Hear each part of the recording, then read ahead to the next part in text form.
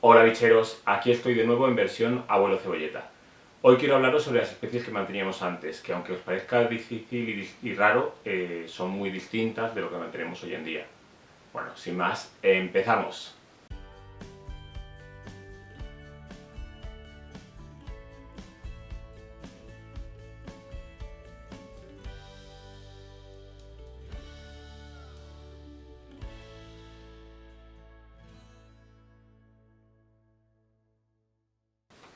Cuando empecé en el mundo de los reptiles, o en la terrorifilia mejor dicho, hace ya más de 30 años, el número de especies que se vendían o que se podían conseguir nacidas en cautividad eran realmente escasas. La Propeltis y muy poquitas especies, el Aces, sobre todo el Ace butata, también obsoleta, y algún euble. Eso era prácticamente lo único que se podía conseguir en cautividad. Eso y por supuesto las traquemis y las iguanas y los caimanes, pero porque venían de granja. Por eso, la inmensa mayoría de reptiles que se vendían, bueno, reptiles y anfibios que se vendían en las tiendas de animales, procedían de la captura. Cuando la gente iba o íbamos a comprar una tienda, la verdad es que parece que fuéramos a la frutería o a la pescadería, porque buscábamos a ver cuántos kilos de bicho íbamos a podernos llevar a casa por el mejor precio. Si teníamos dos animales de la misma especie, cogíamos el más grande, porque costaba lo mismo. Era como buscar el bicho más grande. Claro, nos llamaba la atención, los animales que veíamos en esos momentos eran únicamente los animales autóctonos. De hecho, las guías de terrarios que habían entonces solían incluir un mayor número de especies autóctonas, o por lo menos europeas, mejor dicho, más que autóctonas, aunque muchas veces, como eran alemanes, también eran autóctonas españolas, pero había más especies europeas que especies exóticas. Y por ello buscábamos lo que era distinto de eso, esa era la novedad. O sea, la gente que empezaba, si cogéis libros antiguos, recomendaban reproducir laquertas o no sé, o culebra de herradura, por ejemplo, y cederlas a otra gente que estaba empezando. Incluso tenían un apartado de cómo cazar animales en libertad, cómo conseguir cazar lagartijas o serpientes, etc. Pues bueno, la gente buscabas lo exótico, lo distinto, y buscabas los animales grandes. O sea, no te apetecía tener un lagartito canijo, no, porque eso era la lagartija nuestra, te gustaba tener algo totalmente distinto. Por eso se vendían iguanas a cientos, por no decir a miles, porque las importaciones que yo veía eran de varias miles, y así todos los animales, se buscaban animales realmente grandes. Y la verdad es que se buscaban animales grandes y luego no se les tenía como tocaba. O sea, se tenían animales muy grandes en terrarios muy pequeños para ese tamaño de animal. Y las condiciones no eran muy adecuadas. Pero vamos, no eran muy adecuadas ni las de las grandes ni las de los pequeños, pero sobre todo si lo comparamos con lo que tenemos hoy en día. Que eso ya dará para 1, 2 o 25 vídeos si quiero sobre qué utilizábamos antes y qué tenemos ahora a nuestra disposición. Antes era mucho más barato montar un terrario que hoy en día, pero la verdad es que era bastante más lamentable el resultado que lo que tenemos hoy en día. Y claro, teniendo en cuenta lo que teníamos, pues así nos iba. Pero bueno, voy a ir cortando por aquí, que si no me voy por las ramas, y el vídeo acabo haciéndolo de 7 horas. Y aunque necesito más horas para que empiece a poder monetizar el canal, que creo que no lo voy a hacer, pero bueno, aunque me queden muchas horas para poder llegar a hacer eso, tampoco es plan de aquí y soltando la chapa para nada. Pues bueno, lo que os comentaba, en aquella época era muy fácil ver en tiendas animales de un tamaño y de unas especies que no es fácil ver hoy. O sea, hoy vas a una tienda de animales especializada y lo raro es encontrar animales adultos a la venta. Normalmente lo que vas a encontrar son crías de una amplia variedad. Estoy hablando de tiendas especializadas. Una tienda de barrio que ha comprado 4 bichos en un mayorista porque los ha comprado para que sean baratos y ya está, no. Ese para ser animales de captura y además animales de captura de especies comunes y poco interesantes, o poco interesantes porque las tenemos baratas. Si fueran caras a lo mejor cambiamos de opinión. Pero en aquellos momentos había bichos adultos casi todo lo que se veía. No sé si es porque al que tenía que cazarlos en Indonesia o en África o en Sudamérica o incluso en Estados Unidos le resultaba más fácil cazar ese animal adulto que una cría, o porque los adultos estaban todo el año y las crías solamente una determinada época del año, no sé exactamente por qué, pero la cuestión es que casi todo lo que llegaba era subadulto o en la mayoría de las ocasiones adulto. Los bichos eran L, XL o XXL. Y aunque ahora, hoy en día, la verdad es que me da mucha pena y no estoy de acuerdo con esto, en esos momentos era alucinante, la verdad. En serpientes, por ejemplo, era muy fácil encontrarse en la cesta de Niuras de más de 3 metros. Además, llegaban en la cesta de Niuras las azules, la Blue Beauty, que es que en ese momento no se sabía ni que era una subespecie distinta, o sea, te llegaban los bichos y no sabían lo que iba a llegar. Recuerdo una importación de de Vietnam, que abrimos las bolsas. Yo además quería comprarme entonces unas en la feta de Niura, y yo estaba buscando unas azules que fueran pues XXL, sin pensar en que esos animales eran más viejos, pero yo la quería XXL para intentar criar, porque eran de las primeras que llegaban a Europa y era como un reto, es decir, voy a ver si consigo criar con esto. Y al abrir una de las bolsas hago así, y lo que había dentro no era azul, era negro.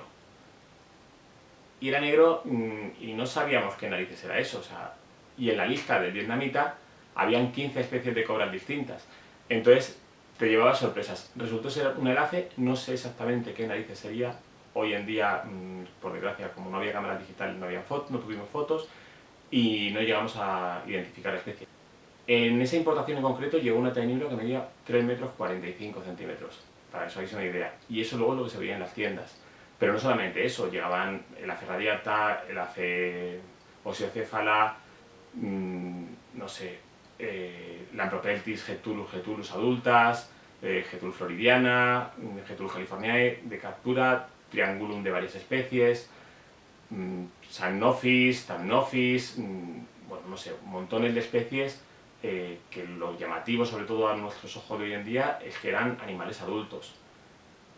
Pero además de colúbridos, también llegaban bóvidos y pitónidos, y nos llegaban, pues, ya ahí normalmente no eran adultos porque por peso había que pagar más para el transporte, pero ya animales grandecitos de Pitón reticulata, Pitón molurus, Pitón sebae, y sí animales adultos como Liasis fuscus, Liasis olivaceus, Liasis albertisi, especies que hoy en día realmente son difíciles de ver y carísimas, y en aquellos entonces se vendían a precios relativamente económicos, y eso, ejemplares adultos ya reproductores, lo que pasa es que por supuesto de captura, que conseguir aclimatarlos y llegar a criar con ellos pues no era fácil tampoco, y menos con los medios que teníamos entonces.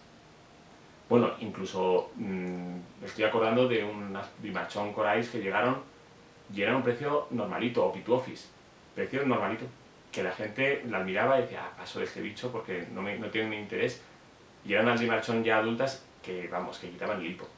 Hoy en día fliparíamos en colores, y en aquellos entonces pues la gente medio pasaba de ellas. También entre pitones pues nos llevaban candoyas, llevaban calavarias, que yo creo que hoy en día no se ven. Muchas especies que realmente hoy no vemos. Pitón sebae, yo no sé si alguien, a ver, seguro que hay alguien que mantiene, pero no es una especie que se vea frecuentemente. Y entonces no era rara. No era la más común, porque son bastante agresivas, pero no era rara. Y por supuesto, lo que llegaban en grandes cantidades eran regius a porrones, cargaditas hasta arriba, hasta los ojos, literalmente de garrapatas. En tortuga, los tortugueros de hoy en día que han empezado y no han visto esas importaciones, lo fliparían. O sea, llegaban importaciones de quelidras adultas, pero mostrencos así. Platysterno megacephalum, terrapenes en cantidades industriales de todas las especies y subespecies. O sea, es que podían llegar de golpe a lo mejor 300, 400 o 500 terrapenes ya adultas, que las metíamos en terrarios en grupos para venderlas luego, y copulaban allí entre el montón, o sea, las veías allí perfectas. Mucha gente las cogía como tortuguita para tener en el jardín, sin tener ni idea, porque es que encima valían 2 duros. Yo la verdad es que es de las especies que me arrepiento de no haber cogido. O sea, por suerte hubo gente que sí cogió, gente que sabía, y hoy en día hay descendientes de esos animales criados en pureza. Pero en aquellos entonces no se les daba importancia. Sulcatas que llegaban adultas de 40, 50 y 60 kilos. Carbonarias también adultas gigantescas, denticulatas, no sé, había de todo un poco. Matamatas adultas también. Vamos, había en Trionyx, incluso Caetochelis, Inculpa. Bueno, de todo. O sea, hoy en día cualquier tortuguero fliparía. Cuoras llegaban de tropecientas especies, y lo mismo, eran la tortuga barata para vender en la pajarería. O sea, que hoy en día pues no es que estén carísimas, algunas de ellas sí, pero no son animales baratos ni fáciles de conseguir, y menos ya animales adultos. En saurios ya las llegadas de especies eran interminables. Cuando llegaban cosas de Madagascar, es que podían llegar 6 o 7 especies distintas de camaleones. En aquellos momentos no se sabía el tema de poblaciones ni demás, y los pardalis pues llegaban rojos, verdes, amarillos, azules, con unos colores para flipar, y no sabías nunca lo que iban a llegar, porque pedían pardalis y ibas abriendo bolsas y de repente pues veías que era rojo, o que era azul, o que era amarillo, o que era verde, o sea, no tenías ni idea. Parsonis, a lo mejor de repente llegaban 20 o 30 parsonis adultos, unos mostrencos pues, con unas cabezas así, que cogían las langostas como si fueran grillitos chiquititos. Uroplatus venían también en cantidades ingentes, igual que felsumas. Felsumas venían de todo tipo de felsumas mezclados, incluso entre las especies que pedías aparecían de vez en cuando alguna especie que se colaba ahí y no se habían dado ni cuenta. Así tuve yo 2 machitos, por desgracia eran dos machos, de Barbouri, que es un felsuma realmente increíble y que creo que de vez en cuando alguno hay por ahí a la venta, porque ya hay gente que los está criando, pero que en esos momentos llegaban de forma ahí por sorpresa, y que no es una especie que se vea fácilmente en cautividad. Además de Madagascar, pues claro, venían de África, venían de todo el mundo animales, entonces podíamos ver, bueno, en Madagascar no hay que olvidarnos de las broquesias, que estoy pensando en bichos grandes, pero claro, llegaban broquesias chiquititas, que son bichos impresionantes. En el resto de especies, pues en varanos, Niloticus, Salvator, Xanthematicus, Albicularis, pero todos adultos. Es que te llegaba a lo mejor una importación de Albicularis adultos y llegaban 20 o 30 Albicularis que pasaban del metro. En especies más raras, pues como Similis o Timorensis también llegaban, y por supuesto Salvadori. O sea, cuando llegaron los primeros Salvadori, a mí, vamos, se me cayeron al suelo. O sea, qué bichos más impresionantes. Eran tan grandes y tenían unas garras tan bestias que habían rajado el saco donde venían y estaban sueltos dentro de la caja. Unos bichos que yo tenía que coger así. O sea, es que había un macho que medía más de 2,5 metros. Eso hoy en día es inviable verlos en una tienda. O sea, no te digo que alguna importación esporádica se pueda ocurrir, pero entonces era relativamente normal el poder encontrar estos animales. Y otras especies pues muy comunes, como basiliscos, tanto el Plumifrons como el basilisco o el Vitatus. Eran bichos que todavía hoy se traen, pero eran muy comunes de ver en las tiendas, animales además adultos. Hoy en día se buscan traer animales juveniles o subadultos porque se adaptan mejor a la cautividad. En ese momento venían bicharracos grandes, hidrosaurios, en Uromastis aegyptia enormes, Acantinura, no sé, o sea, es que los Gerrosauros mayor, también de tamaños enormes, Anolis equestris o tiriquas, incluso Colucia cebrata. O sea, es que era de verdad impresionante el número de bichos que había, pero en general lo que os comento, o sea, la gente buscaba el bicho grande, el bicho para coger con 2 manos. O sea, el bicho que se cogía con una mano, los Anolis jaroniensis o sagreis, por ejemplo, que llegaban, o jequitos pequeños, esos eran como que magullas, se los ignoraba. O sea, esos eran bichos que no tenían interés ninguno. La gente no les atraía eso. O sea, llegaban, no sé, en felsumas, los madagascariensis grandis, se vendían y la gente los buscaba. En cambio, los felsumas tipo cuadricelata, lineata y demás, pues sí, se vendían, pero como que tenían menos interés la gente en ellos. Buscaban el bicho grande, el bicho espectacular. Y buscaban no el obtener la reproducción, sino sencillamente su mantenimiento. En anfibios también buscaba el tamaño XXL, y aunque se vendían mantelas y algunos hílidos y alguna ranita de Madagascar más chiquititas y demás, en general lo que la gente buscaba eran especies grandes, bufos grandotes. El bufo marinus se vendían a expuertas, Megophis nasuta, Litoria caerulia, y entre Eurodelos ambistomas de todas las especies no, pero de un gran número de especies que también todavía se siguen vendiendo, pero entonces era relativamente frecuente. E incluso especies que hoy en día no he vuelto a ver nunca a la venta, como Amphimameans o incluso Cecilias, que no son Eurodelos, son el grupo este aparte que mucha gente yo creo que ni los conoce y que en la escuela nunca te hablan de ellos, que son una especie de gusanos, serían como las serpientes de los anfibios, porque no tienen patas y viven semienterrados. Y eso se vendía. Habían de verdad bichos realmente grandes, que un anfiuma, o sea, eran unos Eurodelos que no recuerdo exactamente lo que miden, pero para que llegaran a los 50, 60, 70 centímetros, yo creo que los medía sin problemas. Y por supuesto, que me los he dejado adrede para el final, cocodrilos. O sea, cocodrilos se vendían de forma súper rutinaria. O sea, la gente era insensata a más no poder, porque cogían, como se compraban caimanes como cualquier cosa. O sea, eran tan comunes que comprara la gente caimanes, que yo recuerdo que había un chino, un restaurante chino, que tenían un caimán allí colocado en medio del comedor. Y la gente lo veía como normal. O sea, pues sí era exótico, la gente que no estaba metida en este mundillo era exótico. Pero bueno, pues mira, pues estos tienen un caimán y no pasa absolutamente nada. Principalmente lo que digo es, llevaban caimanes y también aligatores. Generalmente estos animales sí se vendían crías, porque venían de granja y lo que se vendían eran crías. Aunque de vez en cuando se traía algún animal de un tamaño ya más considerable para exposiciones, zoos, circos y demás. Pero bueno, eso no se solía ver en una tienda normal. Pero todo esto cambió, o sea, por suerte cambió, y cambió cuando empezaron a aparecer animales nacidos en cautividad que se traían o bien de Europa o de Estados Unidos, y en España empezamos a interesarnos en intentar la cría. Hasta ese momento, la gente que considerábamos top, que eran gente como que tenía muchos reptiles, que estaba muy bien montado y demás, lo que tenían eran muchos bichos y bichos muy grandes. O sea, yo conocía gente que tenía bichos como giganteas en ese momento, o incluso Varanus bengalensis, o sea, que eso es un animal que hoy en día sí que no he visto nunca a la venta. Y en ese momento se tenían, porque llegaban al puerto y se vendían y ya está, y como que la gente hacía la vista gorda y daba lo mismo. Pero claro, cuando empezamos a ver animales nacidos en cautividad, vimos Eublepharis nacidos en cautividad con la coloración tan espectacular que tienen las crías.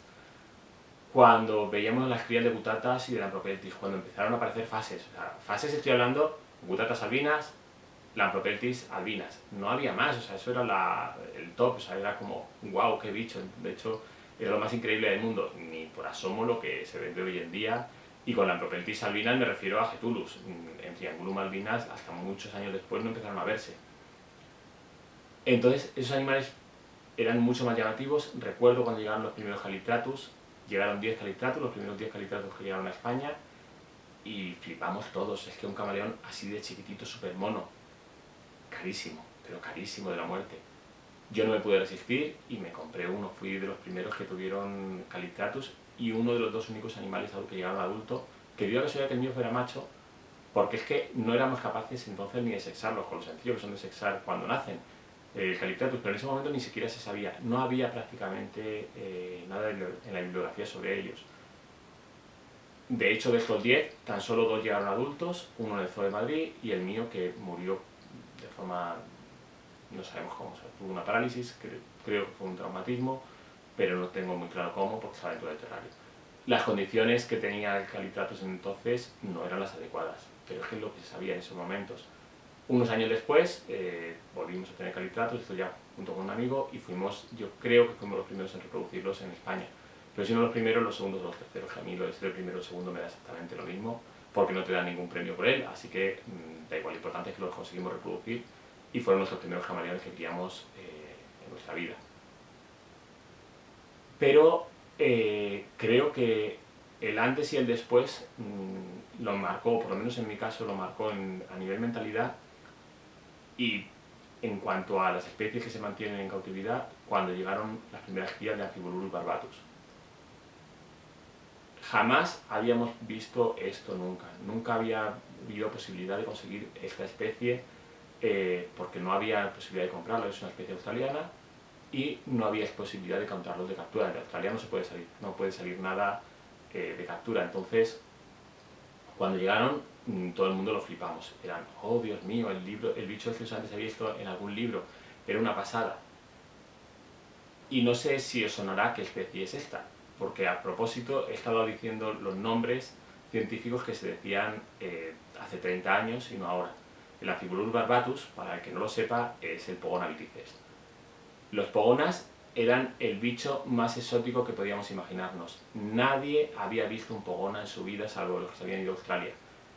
Y ahí habían llegado los primeros pogonas. Unos pogonas de color nominal, más feos que pegar a un padre, pero con los que flipábamos todos. Para colmo, poquito tiempo después, se vino a vivir a España Paul Jacobs, de Reptimercado, que, claro, no estaba en internet, ni Messenger, ni WhatsApp, ni historias, entonces la gente te decía cosas, pero no sabía muy bien qué creerte. Nos decían que era un holandés que se venía a España a montar una granja de reptiles y que era un tío que había conseguido criar Chondrophyton viridis, la Morelia viridis, que creo que sí que lo sabéis, que era como el top, y que criaba pogonas, y criaba pogonas además de colores amarillos. Guau, o sea, era la bomba. Además de criar estas especies, venía con otras ideas y venía con ideas de reproducir, con especies muy claras, muy claramente tenía que quería reproducir y trajo bastantes especies para reproducir aquí en España, en exterior, aprovechando el clima. Y le iba muy bien, la verdad, o sea, sobre todo para esa época, porque criar pogonas, si los tienes bien y si los tienes en exterior, la verdad es que dificultad es cero, pero había que, en primer lugar, tenerlos y, en segundo lugar, atreverse a dejarlos en exterior y saber un poquito de ellos. Pues bueno, esto fue un cambio radical. Yo creo que hasta ahora no habíamos podido tener animales australianos y este fue como la avanzadilla, lo que empezó a cambiarnos la mentalidad a todos. Eso, la aparición de nuevas fases y la aparición de nuevas especies que podíamos conseguir, nacidas en cautividad y que veíamos que se adaptaban mucho mejor a la cautividad, que además conseguíamos obtener crías, que además nos podíamos plantear intentar cruzar una mutación con otra para intentar obtener otra cosa distinta. En esos momentos, unos cuantos fuimos los que empezamos a reproducir cosas sencillitas, o sea, no os creáis, o sea, Eublepharis, Lampropeltis, Elaces y algún Physignathus y poquito más. Pero esa otra gente que había tenido siempre los reptiles simplemente por tenerlos, mantener reptiles en casa y disfrutarlos en su terrario y toquetearlos, porque entonces éramos todos muy dados a coger al bicho, a hacerte unas fotos, pero coger el bicho y colocarte para tal. Pues bueno, esa gente empezó a fijarse en lo que criábamos y a plantearse que esas tortugas enormes que tenían en el jardín desde hacía 15 años, pues a lo mejor podían criar, porque es que llevaban 15 años poniendo huevos, pero ellos dejaban ahí los huevos porque no se molestaban en meterlos en incubadora ni nada por el estilo. Entre otras cosas porque no se vendían incubadoras, no las teníamos que hacer nosotros. Pero no se plantearon el incubarlos. De hecho, un amigo, las primeras sulcatas que crió fue porque coincidió que estábamos en su casa, la hembra estaba poniendo huevos y nos llevamos los huevos. Y por eso nacieron, si no, no habrían nacido esas sulcatas en cautividad. Y yo creo que fueron de las primeras sulcatas que nacieron en España. Y no se criaba por una cosa tan básica como eso, como molestarse en incubar, pero porque nadie se planteaba el criar en esos momentos. Con este cambio de empezar a criar en cautividad, pues todo se modificó. Y a partir de entonces se empezó a ver cada vez un mayor número de especies nacidas en cautividad. No solamente ya colúbridos, sobre todo colúbridos americanos, y gecos, y vamos, dentro de gecos hablo de Eublepharis básicamente, sino algunas especies que hasta entonces no habíamos visto nunca, como pueden ser los Rhacodactylus, muchas especies australianas. Aún recuerdo el primer Acanthurus que vi en una tienda en Alemania, una cría recién nacida, y nos la enseñaron. Tenían allí de todo y animales impresionantes, y se molestaron en coger y llevarnos a ver el terrario, levantar el corchito para enseñarnos ese varano que jamás antes habíamos visto. Es que yo no había visto ni siquiera en fotos, y era, vamos, para flipar, un bichino tan chiquinino. Y ya entonces me picó un poquito detrás de la oreja y pues eso, ahora tengo los Misacantulus y reproducción Misacantulus, pero entonces era como la bomba. Rhacodactylus no existían, o sea, es que los Rhacodactylus se habían extinguido y hoy en día tenemos hasta de poblaciones muy concretas y demás. Especies como el Uromastis ornata, algunas especies de Lampropeltis que entonces no se veían, que ahora son bastante comunes. La Nelsoni, por ejemplo, yo creo que las primeras que vi fue porque ya habían encontrado albinas, o sea, no había Nelsonis normalmente en el mercado. Y prácticamente la totalidad de microlagartos, de lagartos chiquititos, nadie se molestaba en criar con atodes o con leonix o cosas así. Eso era todo de captura y no se hacía, vamos, prácticamente ni caso. Y especies como las dendrobates. Las dendrobates eran especies realmente difíciles de mantener y de cuidar y carísimas. Carísimas, estoy hablando que el precio de mayorista, o sea, el precio que tenía una tienda para comprar una dendrobates eran 70.000 pesetas. Al cambio son 540 eurazos, pero además estoy hablando de hace 30 años. O sea, con eso es que eran el sueldo de una persona y es lo que te costaba una ranita. Hoy en día las dendrobates han bajado muchísimo de precio, aunque haya especies raras o poblaciones raras que sean carísimas, pero en general han bajado muchísimo de precio. Vamos, yo creo que un Azureus, si estás muy metido en este mundillo, seguro que conoces a alguien que o te la deja muy barata o incluso te la regala. O sea, yo creo que si tuviera que montar un terrario con dendrobates, igual las compraría por no dejar a nadie en el compromiso de que me las regale. Pero es muy fácil que me regalara a alguien Dendrobates azurius porque es un animal que cría como, vamos, súper fácil y su precio ha bajado realmente de una forma espectacular comparado con el precio que tenía antes. En resumen, las especies que manteníamos antes y que mantenemos ahora, y sobre todo lo que podíamos encontrar en una tienda antes y ahora, ha variado enormemente. Hemos pasado de tener reptiles que necesitaban las dos manos para sujetarlo y en ocasiones incluso ayuda para poder manejarlo, y que compraban muchas veces ya con un tamaño considerable. El primer varano que tuve yo fue un Niloticus y sinceramente no sé cómo me atreví a meterle la mano a manejarlo con la experiencia que tenía, que era cero, y el carácter que se gastaba la criatura. Se llamaba Calígula y vamos, lo tenía ganado a huevo.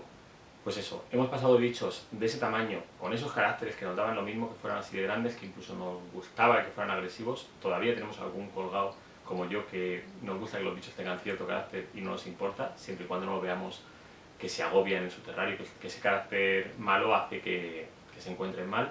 Pues bueno, hemos pasado de esos bichos a animales de tamaño pequeño o mediano como mucho, y hemos pasado de tenerlos en terrarios, iba a decir sin decoración ninguna, pero es que, o sea, con poca decoración, pero es que realmente eran sin decoración ninguna, eran terrarios que era una caja de madera con un cristal delante, una bombilla dentro del terrario, un papel de periódico y un escondite que muchas veces era un trozo de plástico dado la vuelta.